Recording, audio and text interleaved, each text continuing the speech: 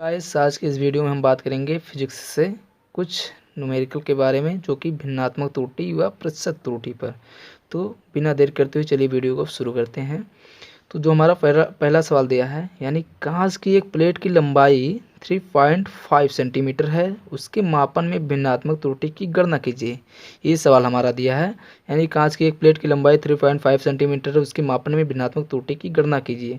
तो भिन्नात्मक त्रुटि क्या होता है?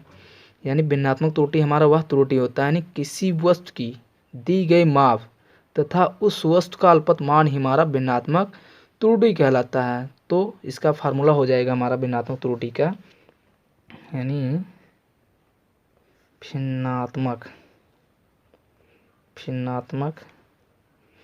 त्रुटि का जो हमारा फार्मूला हो जाएगा, यानी अल्पतमान बटे दी गई माप, ये इसका फार्मूला हो जाएगा, यानी डेल्टा ए अपॉन ए। तो इसका ये फार्मूला हो गया। जी हाँ दोस्तों, तो अब इसको शुरू करते हैं। तो हमारा क्या दिया है, लंबाई कितना दिया है, यानी 3.5 सेंटीमीटर। यानी दी गई माप कितना है, 3.5 सेंटीमीटर, यही तो दिया है। तो अल्पतमान अब हमें निकालना है। तो अल्पतमान निकालने के लिए हमें कितना दिया है, 3.5। तो ऐसे हम लिख देंगे 3.5 अपान दी गई माप यही तो है 3.5। तो अल्पतमान हमें निकालने के लिए जितने अंक बाद दशमलव दिया है, तो हम ऐसे पहले एक लिख देंगे, उसके बाद जितने अंक बाद दशमलव दिया है तो इसे दशमलव लगा देंगे। एक अंक बाद दशमलव लिखा है, एक अंक बाद दशमलव लगा देंगे। तो इसको हम सॉल्व कर लेते हैं। दशमलव से दशमलव हमारा कैंसिल हो जाएगा, तब हमारा कितना बचा, एक से 35, 1/35। तो इसमें अब जब हम भाग देंगे तो हमारा कितना हो जाएगा, पहले हम 0 बार लेकर जाएंगे, दशमलव बढ़ाएंगे, हो गया अब हमारा 10, फिर 10 हुआ, फिर भी ये देखो 10 हुआ, तब भी ये भाग नहीं जा रहा है। तो हम इस एक शून्य और बढ़ाएंगे तो यहाँ हो गया हमारा 100। अब इसको हम कितनी बार लेकर जाएंगे, 2 बार, 35 दूना 70, 35 दूना 70, 70 कितना बचा, 70 और 30 बचा। उसके बाद हो जाएगा हमारा 300।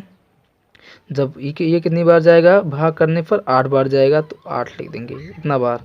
और भी जाएगा, ये वैसे कटेगा नहीं, बस ये हो गया हमारा आंसर। उसके बाद हम देखते हैं अगला क्वेश्चन।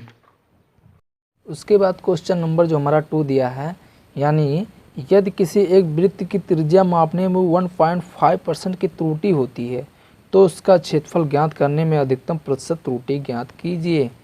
इसमें क्या कहा है, प्रतिशत त्रुटि इसमें ज्ञात करना। पहले में क्या कहा था, भिन्नात्मक त्रुटि हमें ज्ञात करना था। तो चलिए अभी इसको शुरू करते हैं। तो हमारा क्या दिया है, त्रिज्या मापने में 1.5% की त्रुटि होती है। तो हम जान लेते हैं कि प्रतिशत त्रुटि क्या होता है। प्रतिशत त्रुटि होता है, यानी भिन्नात्मक त्रुटि में हम जब 100 से गुणा कराने के पश्चात जो कुछ हमें प्राप्त होता है वह हमारा प्रतिशत त्रुटि होता है। एक चीज़ आपको हम ये नहीं बताया कि अल्पतमान क्या होता है।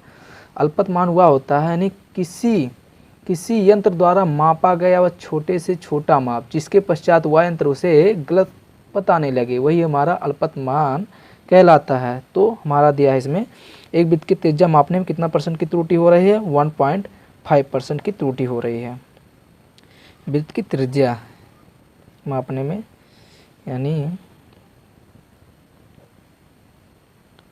डेल्टा R अपान R × 100। इसमें क्या कहा है, प्रतिशत त्रुटि कितना हो रहा है, 1.5, ये तो दिया है 1.5। अब उसका क्या कह रहा है कि उसका क्षेत्रफल ज्ञात करने में अधिकतम प्रतिशत त्रुटि ज्ञात कीजिए। तो एक वृत्त की त्रिज्या, वृत्त का क्षेत्रफल क्या होता है, वृत्त का क्षेत्रफल, वृत्त का क्षेत्रफल। तो वृत्त का क्षेत्रफल हमारा दिया है, क्या हो जाएगा हमारा πr²। तो जो हमारा कांस्टेंट होता है उसको हम नगण्य मान लेते हैं। जैसे इसमें हमारा जो पाई है इसको हम नगण्य मान लेते हैं, क्योंकि पाई का मान जो होता है वह 22/7 होता है। और ये जो स्क्वायर है, किसी भी किसी भी प्रकार की त्रुटि के लिए जब हम सूत्र बनाते हैं तो उसका जो स्क्वायर होता है यानी घातांक होता है वह गुणांक के रूप में आगे आ जाता है, गुणांक के रूप में आगे आ जाता है। तब इसको सॉल्व कर लेते हैं हम। तो हमारा वृत्त का क्षेत्रफल दिया है डेल्टा ए अपमान ए गुणे 100 इक्वल टू, ये जो घातांक है ये गुणांक के रूप में आ जाता है। तो इतना हो गया हमारा। अब इसका मान कितना दिया है 1 point delta R upon R गुणे 100। अब इसका मान कितना दिया हमें 1.5%। तो हमारा हो जाएगा डेल्टा ए अपान ए, कितना हो जाएगा डेल्टा ए अपान ए गुणे 100 इक्वल टू 2, कितना दिया है 1.5। अब इसका हम गुणा करा देंगे। तो उसका गुणा कराने के पश्चात यानी 5 दूना 10, 2 के 9 2 1 3, हमारा आंसर हो गया 3। ये हमारा आंसर हो गया। जी हाँ दोस्तों, ये हमारा आंसर हो गया।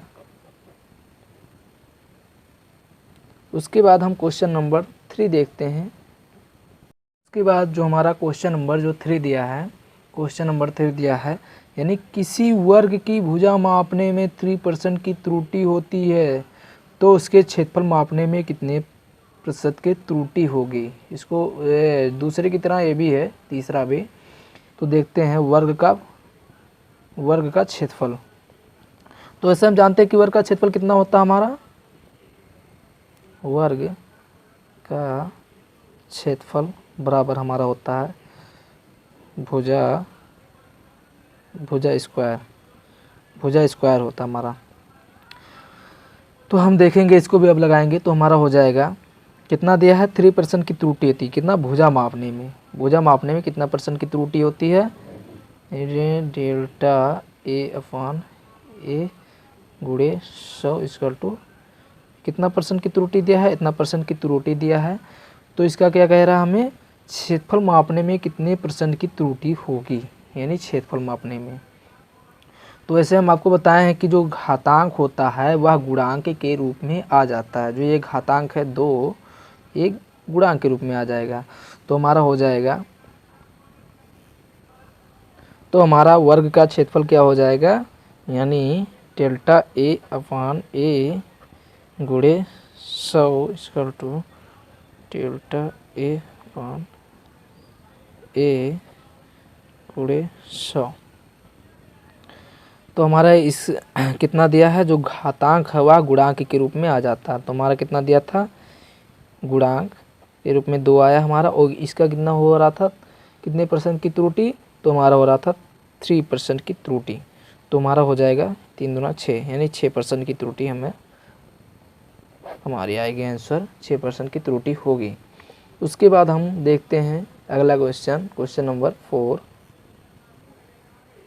उसके बाद क्वेश्चन नंबर जो हमारा 4 दिया है, यानी दिया है एक घन के आयतन मापने में 9% की त्रुटि होती है तो घन की सतह का क्षेत्रफल मापने में कितने % की त्रुटि होगी। जी हाँ दोस्तों, इसमें हमें दिया है एक घन के आयतन मापने में 9% की त्रुटि होती है, घन की सतह का क्षेत्रफल मापने में कितने % की त्रुटि होगी। तो इसको चलिए सॉल्व करते हैं। तो हम दिया हमारा कितना, घन का आयतन, यानी घन का आयतन बराबर क्या होता है हमारा, ए क्यूब होता है। तो घन का आयतन क्या दिया हमें, घन का आयतन बराबर 9% की त्रुटि और कितना % की, 9% की। तो अब हम ऐसे लिखेंगे इसको, घन का आयतन मापने में 9% की त्रुटि हुई। और ये जो घातांक होता है यह हमारा गुणांक के रूप में आ जाता है 3। इसको हम डेल्टा ए अपान ए प्रतिशत त्रुटि ज्ञात करना ना। तो ये अब इसको देखिए, यहाँ गुणांक के रूप में ही इधर जाएगा, क्या हो जाएगा, भाग के रूप में हो जाएगा। यहाँ गुणा हो रहा है तो इधर जाके भाग हो जाएगा। तो हमारा हो जाएगा डेल्टा ए अपान ए गुणे 100 इक्वल टू कितना हो जाएगा, 9/3। अब इसको काटेंगे तो हमारा आ जाएगा 3, कितना आया 3%। उसके बाद क्या गया हमारा कि घन की सतह के क्षेत्रफल मापने में कितने % की त्रुटि होगी।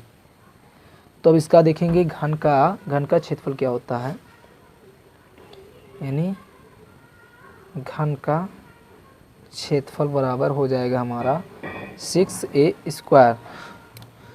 6 स्क्वायर तो चूँकि ये हमारा कांस्टेंट है, 6 जो हमारा ये हमारा कांस्टेंट है, इसलिए इसको हम नगण्य मान लेंगे। तो हमारा हो जाएगा यानी डेल्टा a/a गुणे 100 इक्वल टू, और ये जो गुणांक है ये कितना है, घातांक के रूप में आ जाएगा हमारा 2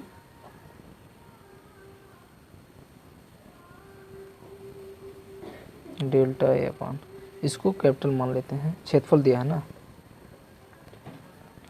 गुणे 100। तो हमारा हो जाएगा डेल्टा a/a